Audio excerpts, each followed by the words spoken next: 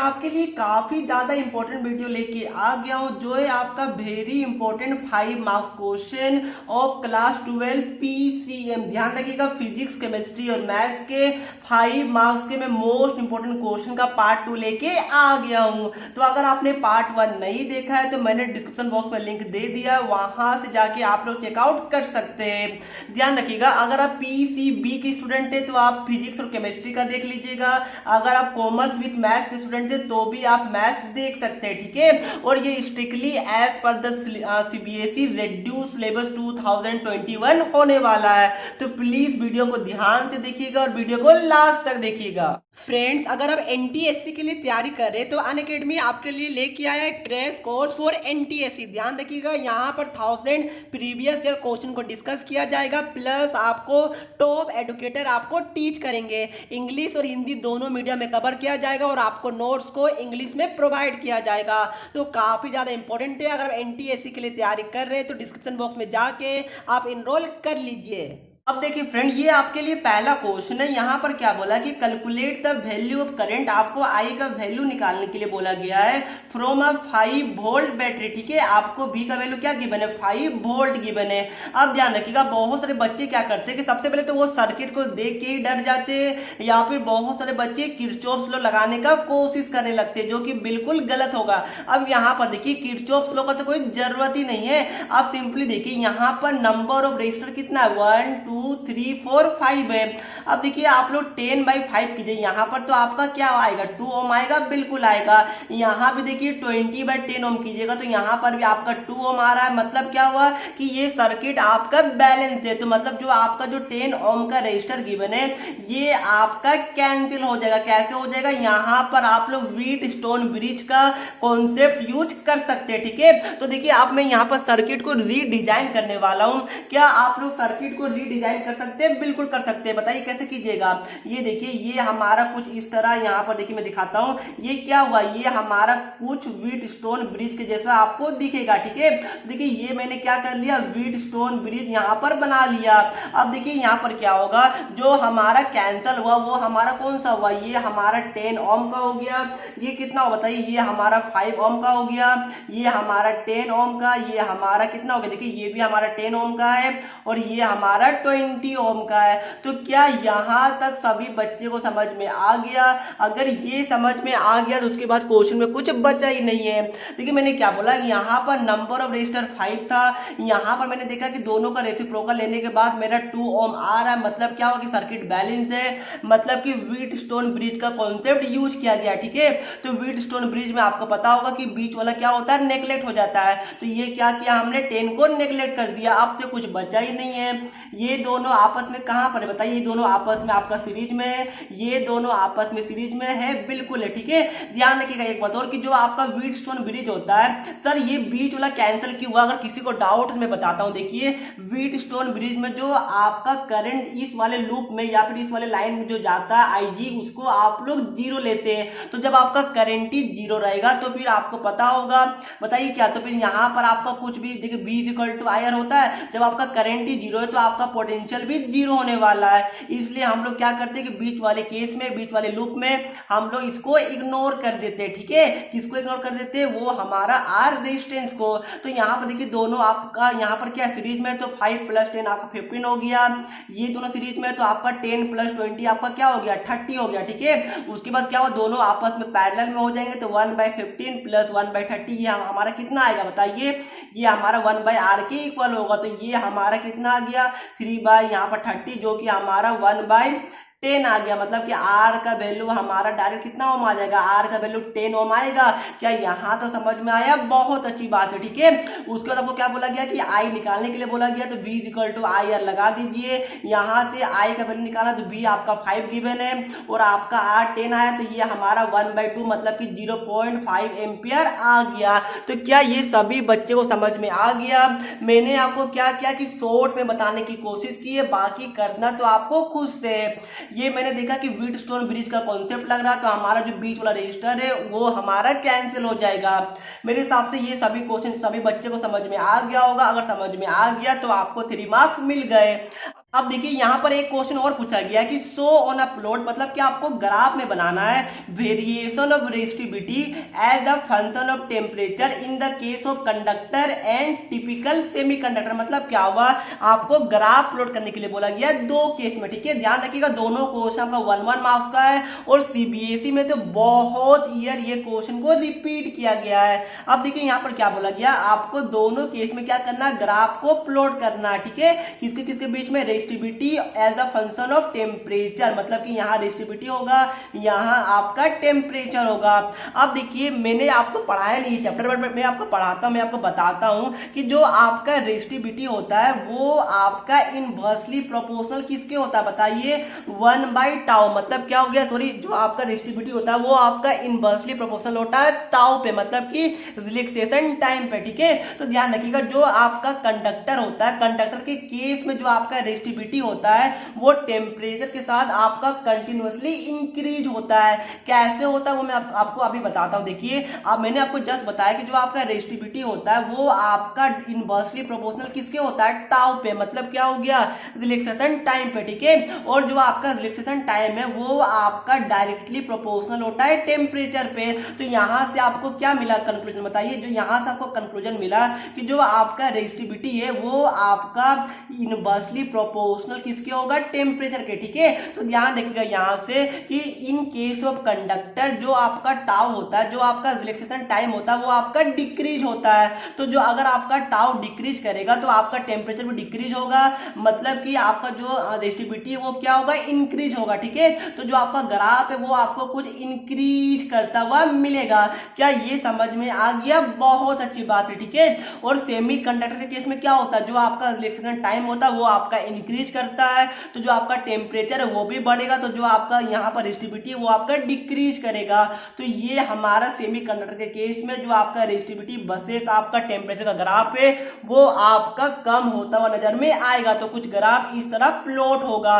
क्या सभी बच्चे को समझ में आ गया? हाँ, एक बात और ध्यान रखिएगा कि कभी कभी सीबीएसई क्या करती है कि सेमी कंडक्टर की जगह कोई एलिमेंट का नाम लिख देती है। फॉर एग्जाम्पल आपको पता होगा कि जो सिलिकॉन है वो आपका सेमी कंडक्टर है, ठीक है। तो अगर आपका सेमी कंडक्टर की जगह अगर सिलिकॉन रहेगा, SI रहेगा, तो भी आपको यही ग्राफ प्लॉट करके आना है। तो क्या ये सभी बच्चे को समझ में आ गया? अगर समझ में आ गया तो 5 मार्क्स आपको मिल गए। तो चलिए फ्रेंड अब हम लोग चलते हैं क्वेश्चन नंबर 2 की तरफ। अब देखिए फ्रेंड ये आपके लिए क्वेश्चन नंबर 2 है जो कि काफी सिंपल है और सबसे ज्यादा इंपॉर्टेंट है। क्यों इंपॉर्टेंट है? क्योंकि ये आपका LCR सर्किट पे बेस्ड है। कैसे बेस्ड मैं आपको बताता हूं। देखिए क्वेश्चन को पढ़िए, यहाँ पर आपका V नोट होगा, V = V note sine omega T. ये क्या, ये आपका वोल्टेज गिवन है। आपको बोला कि सीरीज कॉम्बिनेशन में लगाया गया है LCR। यहां से आपको पता चल गया कि ये आपका LCR का क्वेश्चन है। मतलब कि आपका मेरे हिसाब से चैप्टर नंबर 6 या फिर 7 जो भी होगा, ये आपका अल्टरनेटिंग करंट में आपका क्वेश्चन है, ठीक है। अब ध्यान रखिएगा यहां से आपको क्या बोला कि ये आपका डेरिवेशन है, यहां से आपको इंपीडेंस का वैल्यू निकालने के लिए बोला गया है। मतलब क्या होगा कि जेड का वैल्यू, ठीक है। आपको पता होगा जेड को हम लोग इंपीडेंस बोलते हैं या फिर इंपीडेंस को जेड से डिनोट करते हैं। उसके बाद क्या बोला गया कि आपको फेज एंगल, मतलब क्या हुआ कि आपको यहाँ पर tan phi का भी वैल्यू निकालने के लिए बोला गया है। उसके बाद बोला गया कि find the condition when current will be in phase with the voltage and what is this circuit in this condition called, ठीक है। तो क्वेश्चन को थोड़ा ध्यान से देखिएगा, 4 पार्ट एक क्वेश्चन के अंदर छुपा हुआ है। तो प्लीज आप लोग देख के हड़बड़ा नहीं जाएगा। बहुत सारे बच्चे क्या करते हैं कि LCR सर्किट, बस वो तो सारा फेजर डायग्राम बना देते, डेरिवेशन प्रूव कर देते, बट उनको पता ही नहीं रहता कि 1-2 क्वेश्चन और पूछा गया है। अब ध्यान रखिए सबसे पहले यहाँ पर क्या कीजिएगा कि आपको LCR का फेजर डायग्राम बनाना पड़ेगा। तो क्या आपको याद है, क्या आपको ग्राफ याद है? मेरे हिसाब से याद होगा। अगर नहीं याद है तो कोई बात नहीं, मैं आपको बता दे रहा हूं। देखिए ऊपर में हम लोग क्या लेते हैं, VL लेते हैं, ठीक है। VL क्या है बताइए आप लोग? पोटेंशियल डिफरेंस अक्रॉस L, मतलब कि इंडक्टर, ठीक है। अब ध्यान रखिएगा जो आपका यहाँ पर नीचे में क्या लेते हैं, नीचे में हम लोग लेते हैं BC, मतलब क्या हुआ, पोटेंशियल डिफरेंस अक्रॉस कैपेसिटर, ठीक है। यहां तक किसी को डाउट है? मेरे हिसाब से बिल्कुल भी नहीं होगा। यहां पर क्या ले लीजिए, यहां पर हम ले लीजिए VR, मतलब कि पोटेंशियल डिफरेंस अक्रॉस रेजिस्टर। अब देखिए क्या कीजिए, यहां यहाँ से ये आपका कुछ इस तरह हो गया। अब देखिए हम लोग मान के चल रहे हैं कि जो आपका BL है वो आपका ग्रेटर देन BC है, तो आपका क्या हो जाएगा बताइए, आपका जो नेट आएगा वो ऊपर में आएगा कहीं पर, तो ये हमारा क्या हो जाएगा BL माइनस BC हो गया।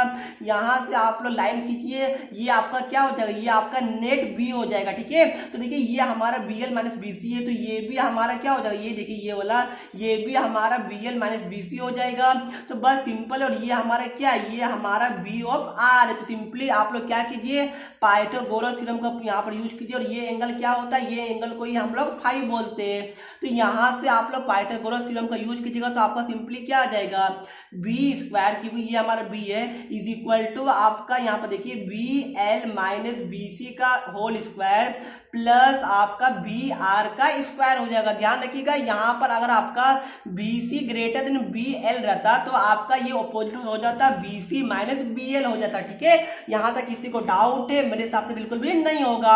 अब देखिए यहाँ से आप लोग इंपिडेंस कैसे निकाले, देखिए इंपिडेंस आपका क्या होगा, simply Z is equal to under root आपका R स्क्वायर हो जाएगा प्लस आपका XL माइनस XC का होल स्क्वायर हो जाएगा। क्या आपको XL और XC का मतलब पता है?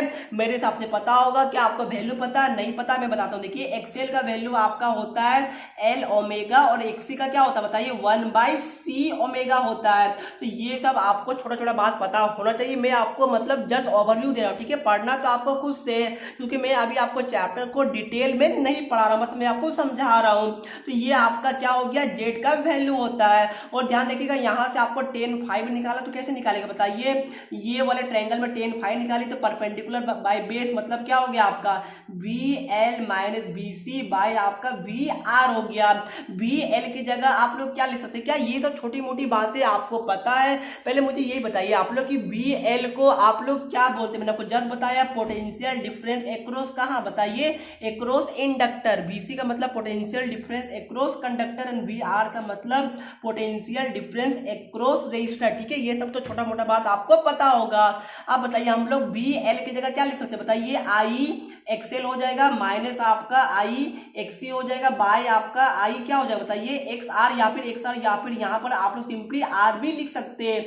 I आपका सब जगह से कैंसिल हो जाएगा, तो आपका क्या बच गया, tan phi is equal to XL minus XC by आपका R हो जाएगा। ठीक है, ये L क्या आपका इंडक्टिव रिएक्टेंस बोलते हैं, आपका XC को क्या बोलते हैं, कैपेसिटिव आपका रिएक्टेंस बोलते हैं। ठीक है, ये सब छोटा मोटी बात है जो कि आपको पता होना चाहिए। अब देखिए यहाँ पर एक क्वेश्चन क्या पूछा है कि find the condition when current will be in phase with the voltage, मतलब क्या होगा कि ये आपका रेजोनेंस का बात कर रहा है। आपका इस कंडीशन क्या होता है, XL is equal to XC, तो यही आपका कंडीशन होता है। और ये सर्किट को आपका क्या बोलते हैं बताइए, रेजोनेंट सर्किट बोलते हैं। ठीक है, तो ये आपका 4 पार्ट था, इतना कर लिए तो आपको 3 या फिर 4 मार्क्स आपको मिल जाएगा। अब देखिए इसमें एक छोटा सा क्वेश्चन आपका और गिवन है, यहाँ पर बोला है calculate the quality factor Q of LCR circuit, जहां पर आपको L, C और R का वैल्यू गिवन है। और यहाँ पर बोला गया कि also mention the significance of quality factor in LCR circuit. ठीक है, तो मैंने आपको ऑलरेडी बताया था कि सिग्निफिकेंस आपका क्या होता है बताइए, ये आपका शार्पनेस ऑफ द रेजोनेंस के बारे में बताता है। तो ये आपका क्या हो गया, सिग्निफिकेंस हो गया। और यहाँ से आपको क्या बोला गया, क्वालिटी फैक्टर Q का वैल्यू निकालने के लिए सिंपल है, बताइए Q का वैल्यू क्या होता है, omega naught L by R होता है। बट यहाँ पर देखिए आपका ओमेगा के टर्म में क्वेश्चन नहीं गिवन है, तो इसको आप लोग थोड़ा सा ट्रांसफॉर्म कीजिए। कैसे कीजिएगा, 1/R को बाहर ले लीजिए, ओमेगा नोट का वैल्यू क्या होता है बताइए, 1/√LC होता है। ठीक है, और L हमारा एज इट इज आ जाएगा। अब देखिए इसको मैं क्या करूंगा, 1/R को आप लोग ऐसे रहने दीजिए, 1/√C को बाहर ले लीजिए और 1/L को भी √L को भी बाहर ले लीजिए। ठीक है, ऊपर क्या बचा, L बचा, तो मैं L को √L लिख देता हूँ। तो ये हमारा एक अंडर रूट कैंसिल हो गया, तो ये हमारा क्या बच गया, Q इज इक्वल टू हमारा 1/R √LC बच गया। ठीक है, L/C बच गया। तो ये हमारा क्या होता है, क्वालिटी फैक्टर का वैल्यू होता है। यहाँ पर L पुट कीजिए, C क्या होगा, यहाँ पर म्यू है तो आपका 2 × 10⁻⁻6 हो जाएगा। और R की जगह 10 पुट कीजिए, आपका Q का वैल्यू आ जाएगा। बताइए कि Q का SI यूनिट क्या होता है, तो ध्यान रखिएगा Q का कोई भी SI यूनिट नहीं होता है, क्वालिटी फैक्टर का कोई भी यूनिट नहीं होता, ये आपका यूनिट लेस क्वांटिटी है। ठीक है, तो ये भी ध्यान रखिएगा, कभी कभी ये भी आपके एग्जाम में पूछ लिया जाता है। अब देखिए फ्रेंड, ये आपके लिए क्वेश्चन नंबर 3 है, जो कि यहाँ से आपका केमिस्ट्री स्टार्ट हो जाता है। ये भी आपका 5 मार्क्स का क्वेश्चन है। ठीक है, आपको क्या बोल रहा है, खोलरेश लॉ को आपको स्टेट करना, डिफाइन करना, जो कि आपको पता होगा, डिफिनेशन है, आप लोग सिंपली याद कर लीजिएगा। ठीक है, बट देखिए यहाँ पर एक क्वेश्चन आपको और बोला, ये आपका कौन सा चैप्टर से, चैप्टर 3 मेरे हिसाब से इलेक्ट्रोकेमिस्ट्री से है। तो यहाँ पर क्या बोला कि why does the conductivity of a solution decreases with dilution. ठीक है, आपको क्या बोला कि जो कंडक्टिविटी ऑफ अ सॉल्यूशन होता है वो आपका कम क्यों होता है विद रिस्पेक्ट टू डाइल्यूशन। तो आपको पता होगा कि नंबर ऑफ आयंस डिक्रीज होता है। थोड़ा हम लोग और स्पेसिफाई करें तो number of ions per unit volume decrease होता है, इसलिए आपका कंडक्टिविटी भी डिक्रीज होता है। ठीक है, तो आपका नंबर ऑफ आयंस डिक्रीज करेगा तो आपका कंडक्टिविटी भी डिक्रीज करेगा विद रिस्पेक्ट टू डाइल्यूशन। तो क्या ये सभी को समझ में आ गया? बहुत अच्छी बात है। आप देखिए खोलरेज लॉ से एक आपका न्यूमेरिकल भी गिवन है, तो यहाँ पर न्यूमेरिकल काफी सिंपल है और आपके एग्जाम में आते हैं। ठीक है, फैराडेस लॉ से भी आते थे, बट इस साल डिलीट हो गया फैराडेस लॉ। नर्स इक्वेशन से भी न्यूमेरिकल आपके एग्जाम में पूछे जाएंगे और यहाँ पर खोलरेज लॉ से भी पूछे जाते हैं। ठीक है, अब ध्यान रखिएगा, यहाँ पर क्या बोला है कि कैलकुलेट लिमिटिंग मोलर कंडक्टिविटी, जिसको हम लोग लैम्डा एम से आप लोग डिनोट करते हैं। आपको यहाँ पर 3 क्या गिवन है, आपका लिमिटिंग मोलर कंडक्टिविटी गिवन है। ठीक है, HCl का गिवन है, NaCl का गिवन है, आपका CH3COO Na का भी गिवन है। आपको क्या बोला गया कि एसिटिक एसिड का निकालना। ठीक है, तो पहले मुझे ये बताइए कि क्या आपको एसिटिक एसिड का फॉर्मूला याद है? मेरे हिसाब से बिल्कुल पता होगा, ये आपका होता है CH3COOH होता है। मेरे हिसाब से ये सभी को पता होगा। क्या आपको पता है? बहुत अच्छी बात है। ठीक है, अब देखिए क्या करना है, आपको ये तीनों का इक्वेशन बनाना है और आपको यहाँ पर क्या करना है, इसको सॉल्व करना है। तो पहले मुझे ये बताइए कि ये आपका आयोनाइज कैसे होगा? आपको पता होगा ये हमारा कैसे टूटेगा, बताइए। ये हमारा CH3COO नेगेटिव प्लस आपका H पॉजिटिव पे टूटेगा, तो हमारा ये क्या हो गया, ये हमारा टारगेट इक्वेशन हो गया।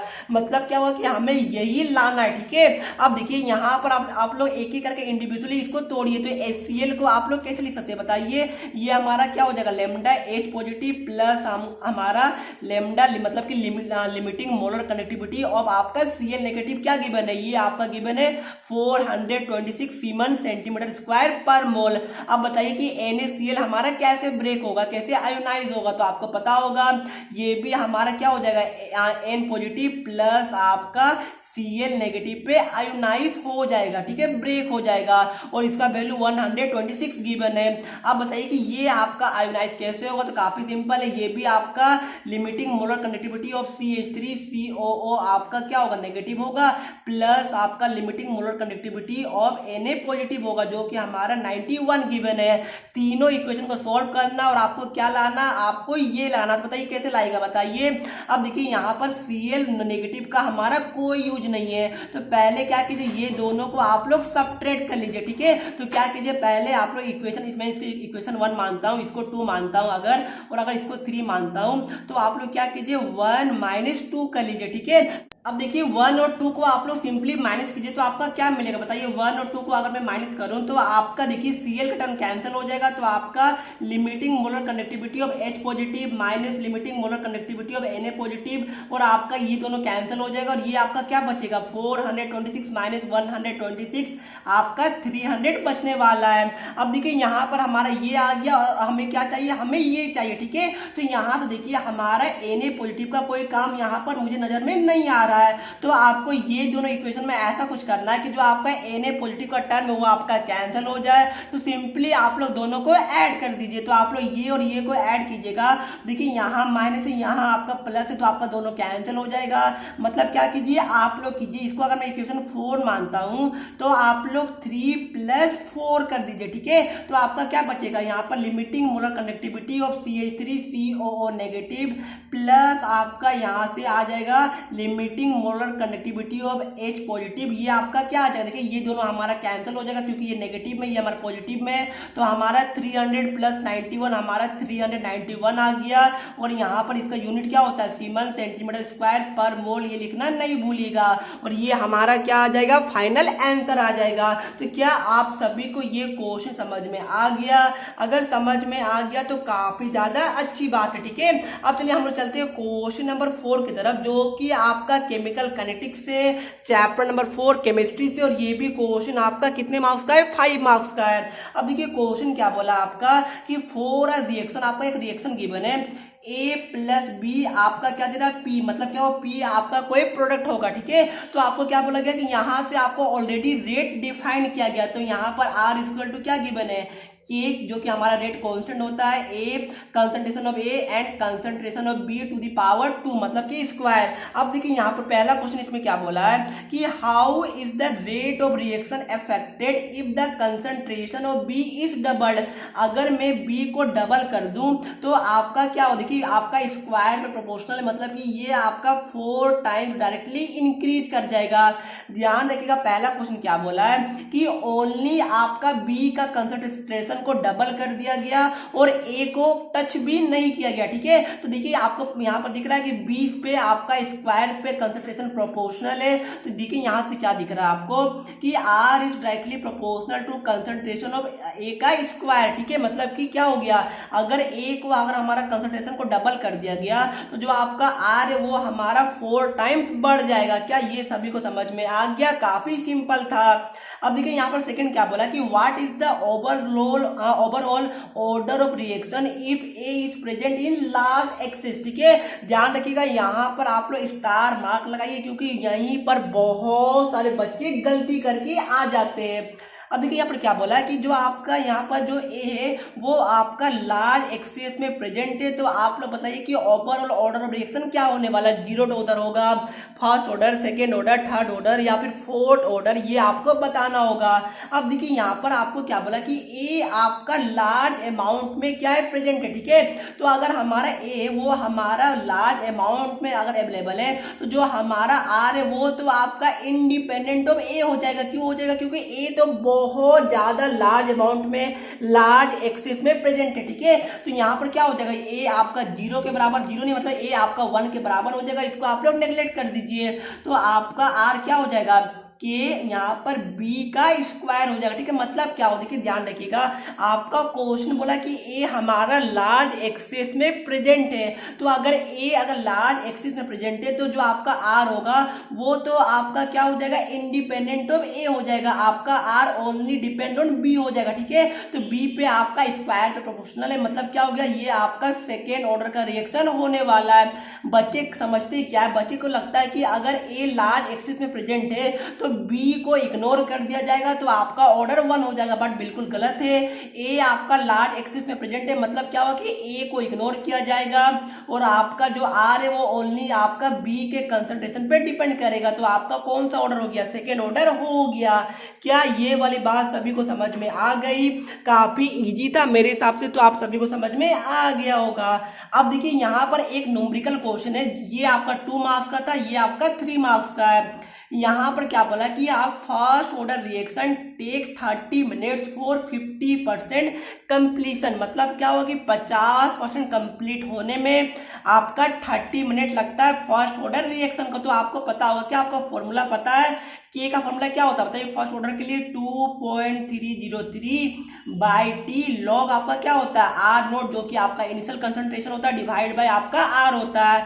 बहुत सारे राइटर यहाँ पर अलग अलग यूज करते हैं, कोई आर नोट की जगह ए नोट करता है, बहुत कोई आर नोट की जगह ए भी यूज करता है, ठीक है। तो जो आपको मन है आप कर सकते हैं, बट जो आपका ऊपर वाला होता है वो आपका इनिशियल कंसंट्रेशन है और नीचे वाला क्या है, फाइनल कंसंट्रेशन। ये बात को आप लोग ध्यान में रखिएगा। तो देखिए पहला केस में क्या बोला, आपका टाइम दे दिया 30 मिनट, तो ये 2.303 बाय आपका 30 हो जाएगा। अगर मैं मानूं कि इनिशियल कंसंट्रेशन अगर आपका यहाँ पर 100 था तो आपका फाइनल क्या होगा, 100 माइनस 50 मतलब कि 50 हो जाएगा। इसको आप लोग सॉल्व कीजिएगा तो 2.303 बाई 30 ये हमारा log 2 आ जाएगा। देखिए log 2 का यहाँ वैल्यू गिवन है, सिंपली यहाँ पर पुट कीजिएगा, आपका k का वैल्यू आ जाएगा। तो मैं मानता हूँ कि k का वैल्यू आपका x आ रहा है, ठीक है, मैं मान लेता हूँ। इसको आप लोग सॉल्व कर लीजिएगा क्योंकि कैलकुलेशन तो आपको खुद से करना है। देखिए यहाँ पर क्वेश्चन में क्या बोला बोला कि calculate the time required for 90% completion. ठीक है, मतलब क्या हुआ कि आपको बोला गया कि टाइम का वैल्यू निकालिए जब हमारा जो देखिए यहाँ पर के का वैल्यू क्या होता है 2.303 बाय आपका टी होता है, तो आपको ये टी निकालने के लिए बोला गया है। और आपका लॉग क्या हो जाएगा, अगर मैं इनिशियल 100 मानूं और आपका 90% कंप्लीट हो गया तो 100 माइनस 90 मतलब क्या हो गया, फाइनल आपका कंसंट्रेशन 10 बचेगा, तो ये आपका कैंसिल हो जाएगा। आपका क्या बच गया बताइए, यहां से आपको टी निकालने के लिए बोला गया, तो मैं टी को ऊपर लेके जाता हूं तो टी ऊपर आ गया। अगर मैं के को नीचे लेके आता हूं तो ये यहाँ पर t is equal to 2.303 by आपका के हो गया, और log 10 का वैल्यू आपका 1 होता है, तो सिंपली जो आपका के आएगा यहाँ पर पुट कीजिएगा, आपका आंसर आ जाएगा। तो काफी ज्यादा सिंपल क्वेश्चन था, मेरे हिसाब से आप सभी को समझ में आ गया होगा। अब देखिए क्वेश्चन नंबर जो 5 है ये आपका मैथ्स के ऊपर बेस्ड है। यहाँ पर क्या बोला है कि so that the semi vertical angle of the cone of maximum volume end of given salient height is cos inverse 1/√3। देखिए मैंने इसके लिए ऑलरेडी एक वीडियो बना रखा, मैं आपको अभी जस्ट हिंट देता हूँ क्योंकि मैथ्स वाले बच्चे तो ये सब जानते होंगे जिन्होंने मेरा लेक्चर देखा होगा।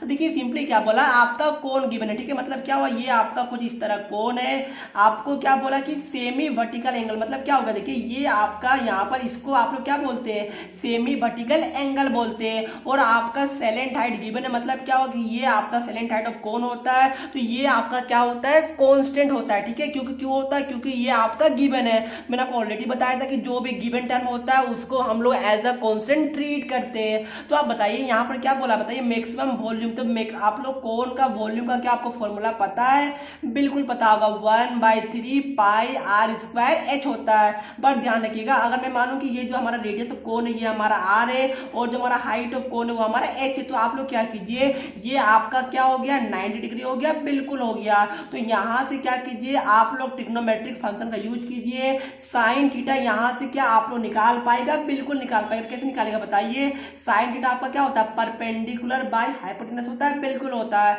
तो परपेंडिकुलर क्या होगा, थीटा का अपोजिट साइड, मतलब कि ये हमारा आर हो गया, हाइपोटेनस हमारा एल हो गया, तो ये हमारा क्या हो गया बताइए, sine theta is equal to R by L हो जाएगा।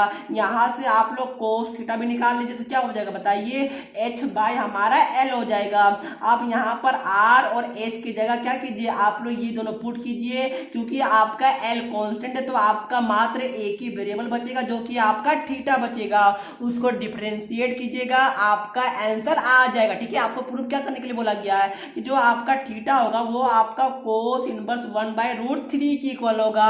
अगर आपको कुछ भी प्रॉब्लम होता है इस वाले क्वेश्चन में तो मैंने आपको डिस्क्रिप्शन बॉक्स में इसका लिंक दे दिया है, वहां से जाके ये क्वेश्चन को आप लोग चेकआउट कर सकते हैं, मैंने बहुत अच्छे से आपको एक्सप्लेन किया है। अब देखिए यहां से जो आपका क्वेश्चन नंबर 6 है ये भी आपका मैथ्स का और 5 मार्क्स का है। यहां पर आपका ए गिवन है और आपका बी भी गिवन है। ठीक है, दोनों आपका मैट्रिक्स गिवन है। आपको क्या बोला है, पहले आपको ए इंटू बी निकालना है, तो सिंपली पहले ये दोनों को आप लोग मल्टीप्लाई कर लीजिएगा, मल्टीप्लाई करने आपको आता होगा। ठीक है, दो मैट्रिक्स को कैसे मल्टीप्लाई करते हैं मेरे हिसाब से आप सभी को पता होगा। और ध्यान रखिएगा ये आपके लिए हॉट क्वेश्चन है और मेरे हिसाब से 2021 में ये क्वेश्चन 100% आपका आएगा, क्योंकि सैंपल पेपर में भी इस तरह गिवन है और ये आपके लिए सुपर डुपर हॉट क्वेश्चन और इंपॉर्टेंट क्वेश्चन भी है। उसके बाद की क्या बोला है कि आपको तीनों इक्वेशन गिवन है, आपको क्या बोला है कि इसको सॉल्व करना है। तो बच्चे गलती क्या करते हैं, मैंने बहुत बार बताया ये क्वेश्चन को कि बच्चे क्या करते हैं कि यहाँ पर A inverse is equal to one by determinant of A into adjoint of A करके सॉल्व करने लगते हैं, जो कि बिल्कुल गलत है।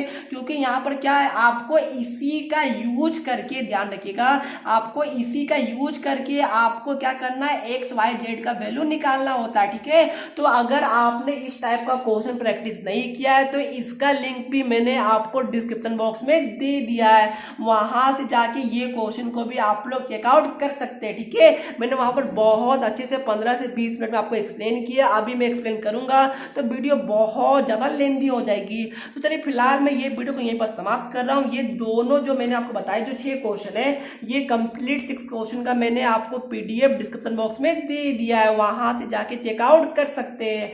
तो मिलते हैं नेक्स्ट वीडियो में, तब तक के लिए पढ़ते रहिए। जय हिंद, जय भारत।